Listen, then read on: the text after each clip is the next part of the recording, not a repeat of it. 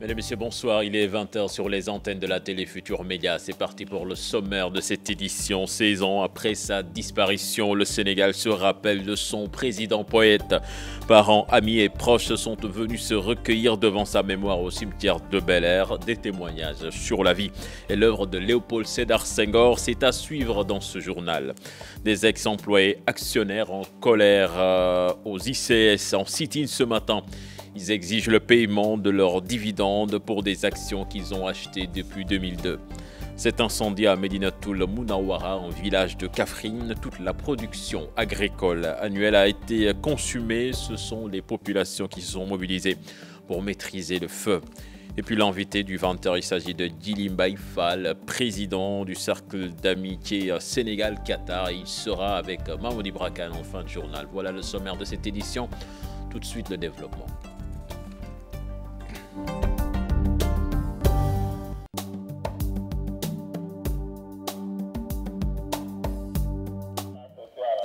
Bienvenue à toutes et à tous. Ce 16e anniversaire du rappel du président Léopold Sédar Senghor. L'événement a été marqué par des séries de manifestations ce matin au cimetière de Bel-Air.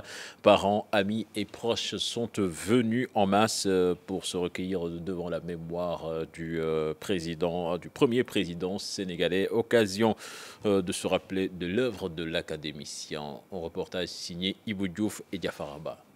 Un anniversaire de plus, une sorte de pèlerinage. Ils sont proches, amis, parents ou anciens collaborateurs. L'idée est de se recueillir devant la tombe de l'ancien président poète, Léopold Sédar Senghor, et rappeler à Dieu le 20 décembre. Dans la fidélité, chaque année le 20 décembre, des amis, des compagnons, des personnes chères se retrouvent autour de la tombe pour méditer, prier en toute langue, en toute religion. Et ceci nous paraît important parce que Senghor était lui-même un homme de foi. Malgré toutes les épreuves qu'il a subies, il a toujours gardé la foi. Et la preuve la plus belle, c'est l'élégie pour Philippe Maguilène, où il commence par se révolter contre Dieu avant de demander pardon de sa révolte et d'accepter que sa volonté soit faite, a-t-il dit. Léopold Sédar Senghor, avec cette date anniversaire, de hautes personnalités de la République ont aussi rendu hommage au premier président. Donc nous gardons Senghor dans la mémoire des gens et nous pensons que, étant donné l'importance de son rôle dans la construction nationale, à la fois de la nation mais également de l'État, nous avons le devoir de nous souvenir de lui. Nous devrions d'ailleurs nous souvenir de tous les grands hommes qui ont marqué ce pays, pour que nous ayons une mémoire et que nous puissions bâtir sur des acquis, pour ne pas reprendre à zéro, ensuite pour éviter même d'opposer les uns aux autres.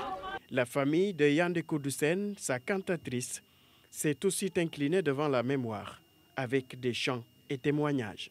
J'avoue que ma mère, Yandé Koudoussène, était très proche du président poète Léopold Sédar Senghor. Je me rappelle encore, lors de son décès, ma mère a accompagné la dépouille jusqu'au cimetière de Bel-Air.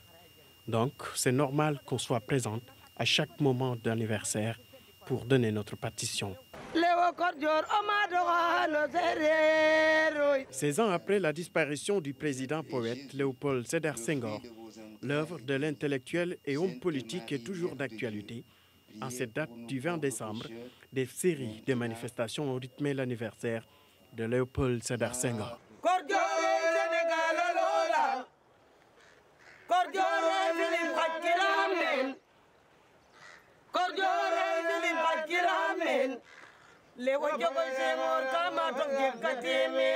Nous restons au cimetière de Bel-Air. Certaines autorités politiques sont revenues sur l'œuvre du premier agrégé noir, parmi elles Moustapha Niasse, Ousmane Tanor Dieng, Idrissa Diallo, mais aussi des représentants de la francophonie. Des propos recueillis par Diafaraba et Ibou Diouf.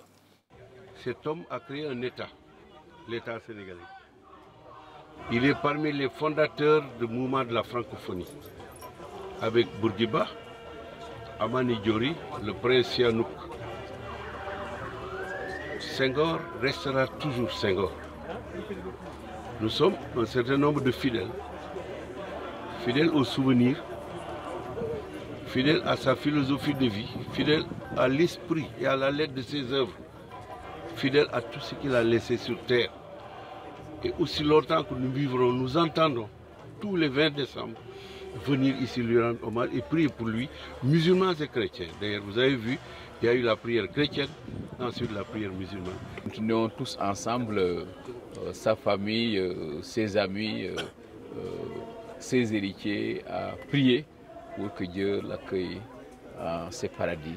C'est un homme d'une brûlante actualité et je crois qu'aujourd'hui, avec toute notre société qui bouge, qui mute, il est important de relire Senghor et c'est ça que nous allons essayer de faire.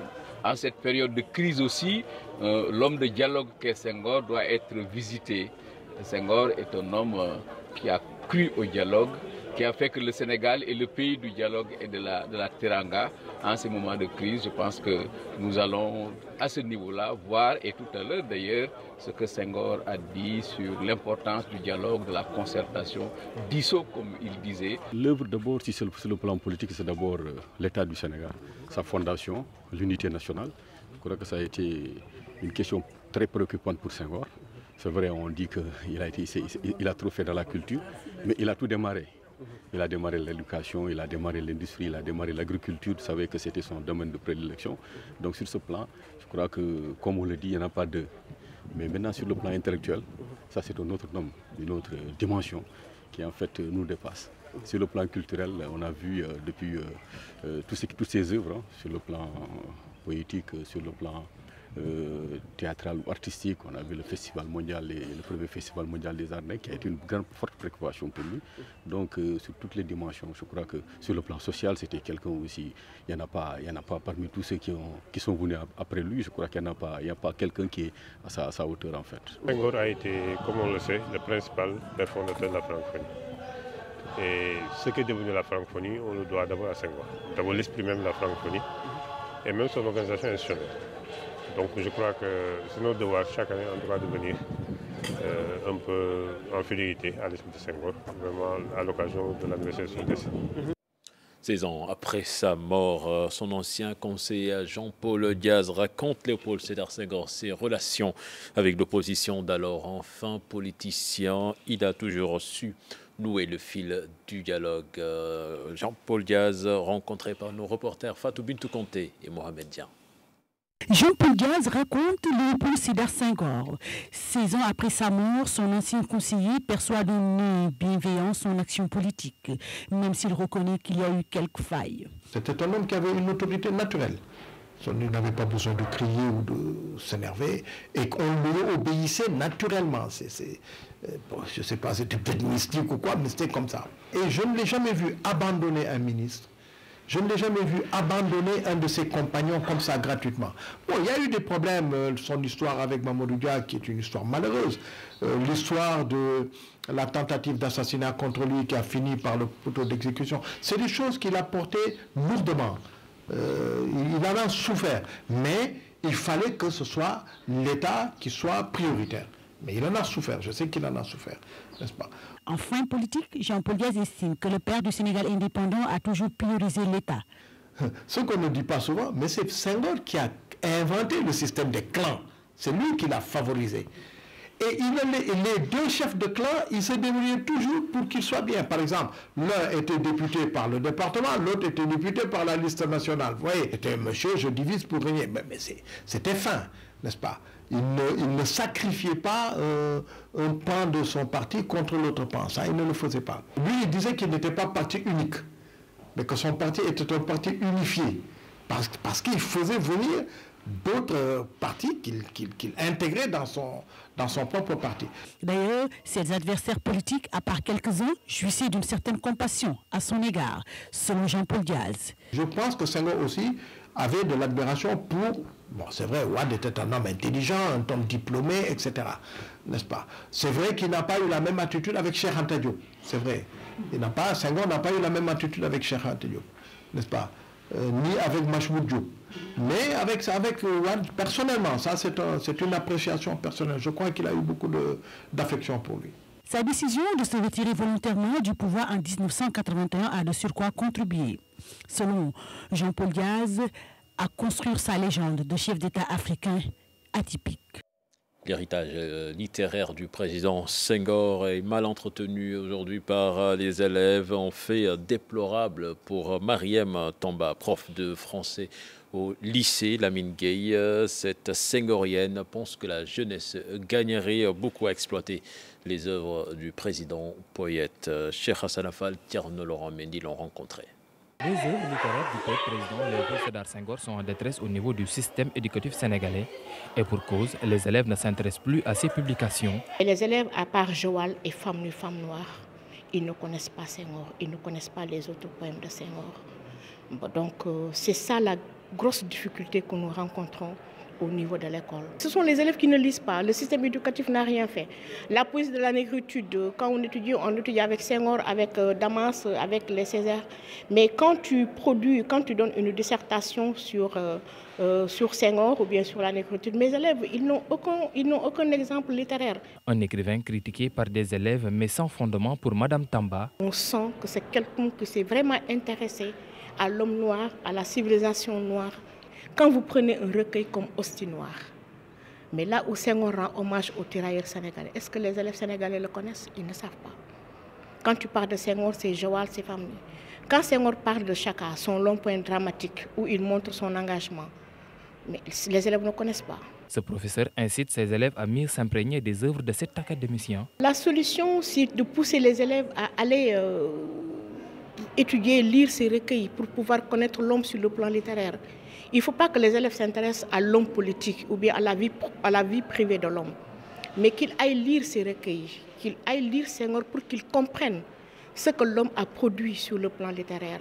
Homme de lettres émérite, le président Léopold Sédar Senghor reste un écrivain assez prolifique, mais encore méconnu de beaucoup d'élèves au Sénégal à cause de sa carrière politique qui contraste avec ce monument culturel.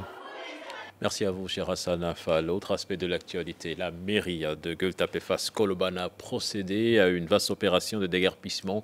Le but est de faire face au désencombrement et rendre propre la commune. Là-dessus, nous écoutons les explications du maire Ousmane Ndoye, interrogé par Fatou Bintou Conté et Mohamed Dian. Nous avons décidé de mettre de l'ordre dans notre commune. Nous mettrons les moyens dont nous disposons. Les populations vont nous accompagner. Il n'est plus question de laisser les gens quitter leur zone, venir encombrer notre zone. Il y a trop de garages comme ça à ciel ouvert, il y a trop de gargotes, il y a trop de petits poulaillers, on met des vaches, des chèvres et tout dans la rue. C'est terminé. Nous avons décidé de le faire. Et principalement cette voie qui est en face du monument de l'indépendance mérite autre chose. Nous avons décidé donc de déguerpir, de nettoyer ces places. C'est une opération qui continue. Sachez qu'aujourd'hui, nous serons à la Gueule-Tapée, demain nous serons à Colobane, et ainsi de suite, jusqu'à ce que nos moyens s'épuisent. Et on espère pouvoir terminer tout ça avant la fin de nos mois. Rendre propre votre commune? C'est une loi. Il faut rendre propre la commune. Et les populations nous ont demandé, ils nous l'ont exigé, le conseil municipal s'est réuni autour de la question. Il faut aller jusqu'au fond des choses. Nous avons décidé de déguerpir, nous avons décidé de continuer cette opération, et bien nous la continuerons. Vous l'annoncez dans les titres ICS de Mboro, des ex-employés actionnaires en colère. En sit-in ce matin, ils exigent le paiement de leurs dividendes. Ces travailleurs, en effet, estiment que des actions ont été vendues aux travailleurs en 2002 et jusqu'aujourd'hui, ils n'ont eu aucune dividende. Les détails avec nos correspondants sur place, Chéranta Diop et Seila Tire.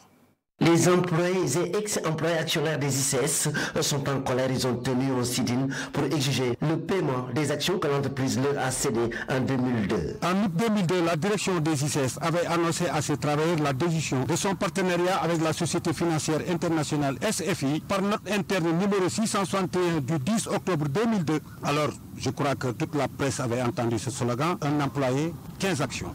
Nous sommes des vieux qui portent l'âge actuellement. Nous attendons des dividendes. Depuis lors, nous n'avons rien reçu. Jusqu'à l'heure où je vous parle, les ICS font fi de ce qui se passe au niveau des actions. Ces ex-employés des ICS dénoncent la négligence des autorités étatiques et des ICS. Ils interpellent ainsi le chef de l'État sur la situation et n'écartent pas de sortir prochainement dans la rue si rien n'est fait. Nous demandons au président de la République de grâce. Regarde ces vieillards. Regarde ces vieillards, Macky Sall. Il faudrait que tu fasses tout pour régler le contentieux des ICS. C'est la responsabilité de l'ancien régime qui était là. C'est eux qui ont liquidé ce pays. Il faut le reconnaître, il faut oser le dire. Nous allons faire la plus grande marche qui n'a jamais existé au Sénégal. Où il y aura des infirmes, il y aura des personnes âgées, il y aura des veuves, il y aura les enfants, il y aura nos femmes, nos petits-fils, tout le monde, sans exception. Ces ex-employés actionnaires des ICS avaient porté l'affaire en justice. D'ailleurs, elle a été enrôlée pour le 21 décembre prochain. Anta Diop, cet incendie à Médinatoul Mounawara, en village de Kaffrine, des cases et toute la production agricole annuelle ont été consumées par le feu. Ce sont les populations, en l'absence des sapeurs-pompiers, qui se sont mobilisées pour maîtriser les flammes. Compte rendu signé Ibrahim Diamé. L'incendie n'a presque rien laissé sur son passage. La presque totalité des cases qui composent la vaste concession du Marabout ont été à la merci des flammes. Toute la production agricole que la famille a récoltée cette année s'est transformée en cendres. Serigne El Hadj Seck, fils aîné du Marabout de Fon. Le feu a emporté le mil, de l'arachide, les ustensiles de cuisine et même du riz. Je ne peux pas estimer, mais en tout cas, une bonne partie de ma récolte a été emportée par le feu. C'est en pleine journée pourtant que le feu s'est déclaré, mais avant la réaction qui s'y est, ce qui arriva. Toutefois, la famille n'ignore pas l'origine du feu. C'est une de mes femmes qui nettoyait les alentours de sa case qui a allumé un feu. C'est ce qui est à l'origine de cet incendie. Elle ne l'a pas fait exprès. 2 cases et la cuisine sont parties en fumée. Les pompiers n'ont pu faire le déplacement à temps à cause certainement de la longue distance qui devait être parcourue. Ce sont des populations elles-mêmes par les moyens du bord qui se sont mobilisées pour faire de leur mieux avant de venir à bout de flammes. Mais cela après que le feu a fait ce que nous tous nous avons constaté sur les lieux. Médinatoul Mounawara est un petit village du département de Kaffrine à 4 km de la commune de Nganda. C'est un village loin de l'émergence, pas de robinet, pas d'électricité. Nous allons à Kolda à présent avec la campagne de commercialisation de l'arachide qui démarre avec des bons impayés. Des paysans ont livré à des opérateurs une partie de leur arachide sans être payés. Et les opérateurs privés stockeurs de la Casamance attendent avec impatience l'argent destiné à la campagne. En attendant, les producteurs, eux, bradent leurs graines aux premiers venus. Les détails dans cette correspondance signée Abdoulaye Diallo. Pour un retard de financement, la campagne de commercialisation de l'arachide démarre avec des bons impayés à Kolda. C'est le cas auprès des paysans de la zone de Daroupa-Katiar de la commune de Bourouko, située dans le département de Médina Yoro Foulah. am problème si am commerçant boo xam ne mën nañ ñëw jënd 210 te problème yi bëri na nit ñaa ngi soxla ngénte yeeg yu nu demee waaw usine bi génne gut xaalis waaw ak yeneen daal moo tax ba mbapat bi ñuy tare moom du mën a ñàkk waaw dañoo bëgg na loolu yëpp gouvernement bi jàppale ñu ci suñ ñaari oto dem na waaye benn dërëm amaguñ ko te 200 nañ ko usine.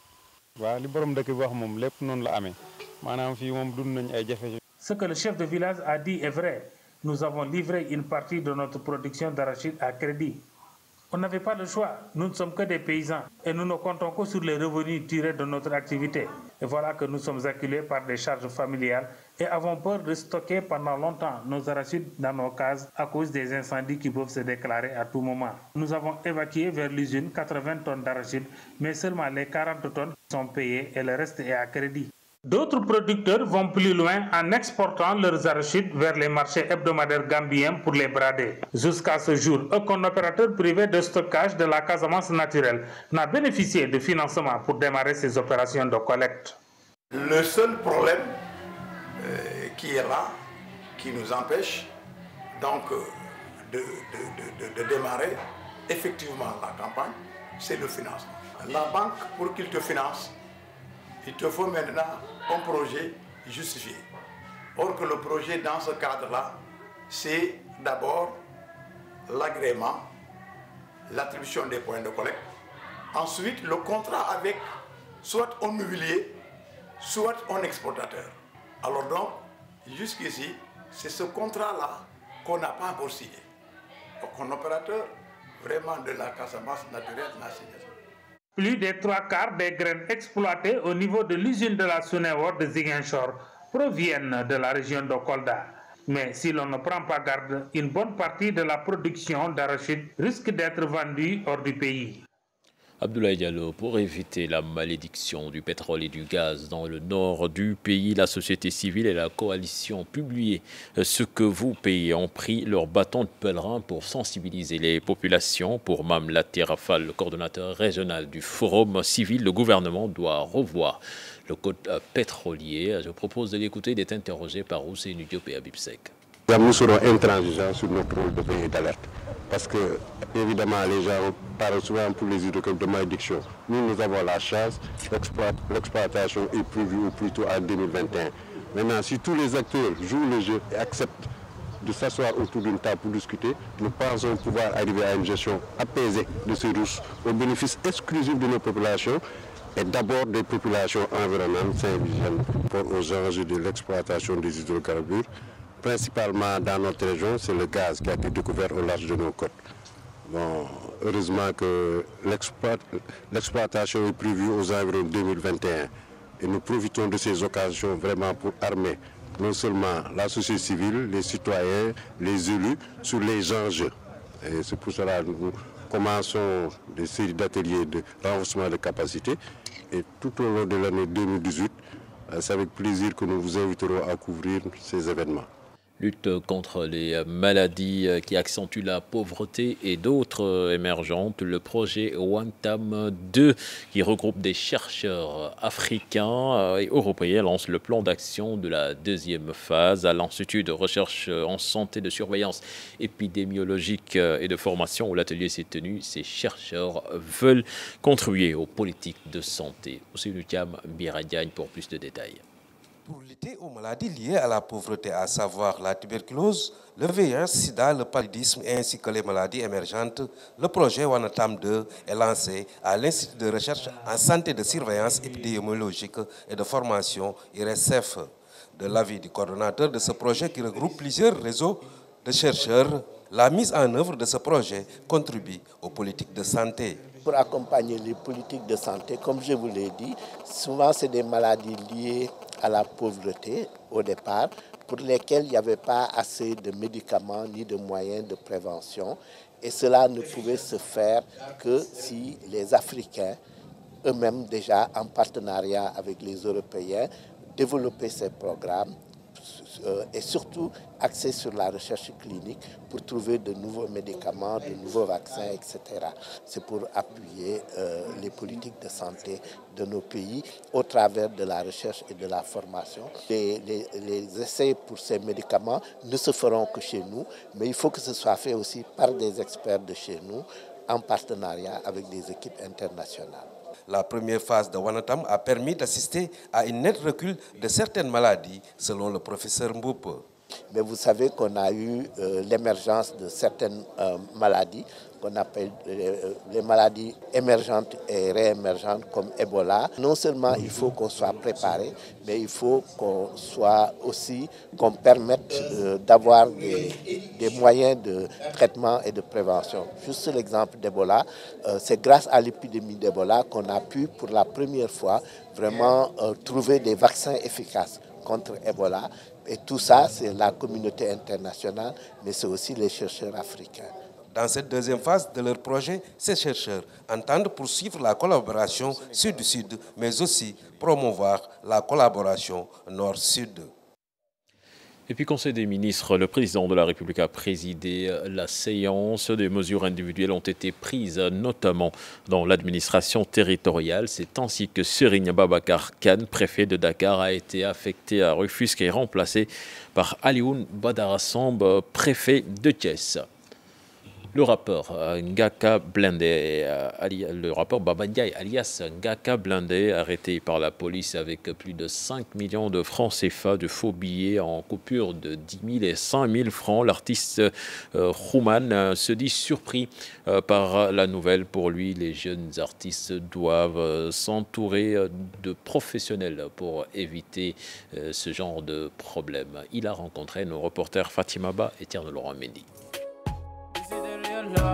Il fait partie des jeunes les plus talentueux de sa génération. Baba Ndiaye, alias Ngaka Blindé, risque tout de même de compromettre sa carrière.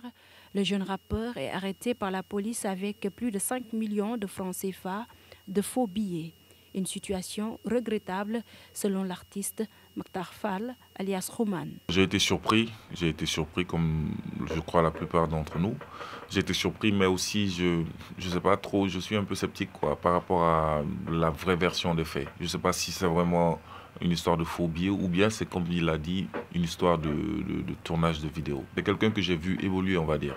Donc lors de la première édition du Flow Up, quand il a été vainqueur, on a vu qu'il avait beaucoup de potentiel et je pense qu'effectivement il n'a pas menti, on n'a pas fait le mauvais choix parce qu'au fur et à mesure des éditions, au fur et à mesure des années, il a prouvé en fait qu'il avait énormément de potentiel. Tout ça, ça prouve que c'est quelqu'un effectivement qui ira très loin dans la musique, effectivement. Selon certaines informations, le jeune rappeur préparait avec ses faux billets le tournage de son nouveau clip. Mais une chose est sûre, ce n'est pas la première fois qu'un artiste est cité dans ce genre d'histoire. Comme on dit, les artistes, ce sont des éléments remarquables. Donc dès qu'un artiste est impliqué dans une histoire, dans un fait divers, effectivement, il est le plus mis en avant. Pour le cas de Thionsek, il a été relaxé, ou bien enfin, présomption, il a été mis en liberté provisoire. Pour le cas de Mamgo Diazaka, la même chose. Donc j'espère aussi que ce n'est pas forcément des gens malhonnêtes. Moi, je ne pense pas que ce soit de la malhonnêteté qui fait que les artistes soient impliqués dans ce type de problème. Mais pour Roman, les jeunes doivent s'entourer de professionnels et être très prudents. Quand vous êtes un artiste, vous êtes très fréquenté, vous êtes très sollicité. Donc, il y a énormément de gens qui viennent vous voir. Et parmi ces gens qui viennent vous voir, il y a des gens qui ne sont peut-être pas de très bonne fréquentation, mais on ne peut pas empêcher les gens de venir vous voir. Et puis effectivement, il y a des gens qui profitent du fait de la notoriété de cet artiste pour venir apporter des affaires. Il y a des gens qui viennent vous proposer, par exemple, une histoire de voyage, une histoire de concert. Il y a plein de gens qui vous proposent des affaires. Ngaka Blindé est arrêté avec 4 autres personnes. Un ordinateur et une imprimante trouvés chez l'un des supposés complices. Ils seront déférés aujourd'hui pour le délit de mise en circulation de faux billets. Et puis nous allons à Ziguinchor, 10 ans après son lancement, le festival Comcom, qui a fait la promotion économique du pays via des créations artistiques basées sur la calebasse, tire son premier bilan. Et selon le gouverneur de Ziguinchor, l'adhésion populaire et l'accompagnement des acteurs sont encore insuffisants. Des détails dans cette correspondance signée Boubacar Diassi et Lamine Magnan. Le festival Comcom souffle ses 10 bougies, suffisant pour tirer un premier bilan. Alors, le bilan que nous tirons, nous commençons à avoir des partenaires stratégiques. Il y a l'OIF, il y a l'UNESCO qui se signale, il y a l'État du Sénégal dans son ensemble qui travaille pour accompagner de plus en plus ce festival. Au point de la réalité technique, nous avons aujourd'hui formé plus de 150 jeunes depuis le début du festival dans les métiers de la filière artistique, mais également dans d'autres métiers que nous allons de plus en plus renforcer. Les appréciations du gouverneur de Ziguinchor. Cette activité est incontestablement un instrument de développement. Il y a des points sur lesquels nous sommes encore insatisfaits. C'est l'adhésion populaire, c'est l'appropriation de l'événement par les populations, par les services de l'État, par les collectivités locales, mais c'est surtout l'appropriation de l'événement par les acteurs culturels, les acteurs du secteur de l'artisanat. Nous faisons la promotion du tourisme, disons-nous. Nous sommes en pleine saison touristique, mais où sont les touristes? J'aimerais bien qu'on me dise la place du syndicat d'initiative.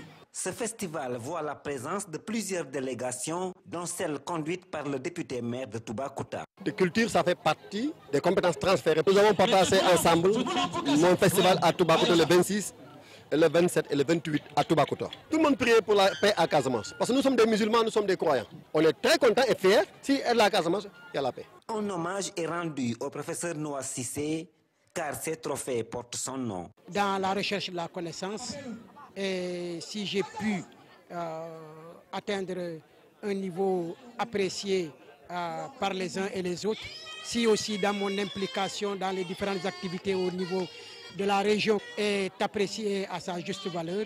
Bien entendu, on a monté la barre très haut. Il faudrait que je puisse mériter de cela. Les responsables du festival Comcom projettent de faire venir 300 000 touristes au Sénégal les années à venir. Voilà, c'était le dernier élément de ce journal. Prochain rendez-vous pour l'information, ce sera à 0h avec le tout en images. Mais tout de suite, vous avez rendez-vous avec l'invité du 20h, Mahmoud Ibrakan. Bonsoir.